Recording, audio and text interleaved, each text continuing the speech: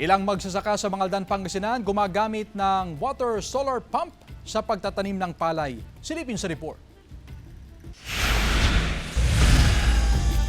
Sinimulan na ng ilang magsasaka ang pagtatanim ng palay sa Mangaldan, Pangasinan. Nakikinabang ng ilang magsasaka sa solar water pump na proyekto ng Department of Agriculture. Napapatubigan itong ekta-ektaryang sakahan, kaya mabilis na nakakapagtanim ang mga magsasaka. Kasi nung isang araw, nagwa-water pump ako. Pero malakas ang ulan tapos lumaki rin ng tubig. Kaya gastos na oo, bawas gastos. Malaking tulong din na meron ng dumadaloy na tubig mula sa irrigation canal sa bayan. Open din yung tubig ng irrigation mula sa National Irrigation Administration yung facility. Tiniyak ng Municipal Agriculture Office na walang magiging problema sa patubig sa mga sakahan dahil nakatutulong ngayon ang naranasang pag-uulan. Malaking bagay ito, lalo na sa mga tinatawag na rain-fed rice field.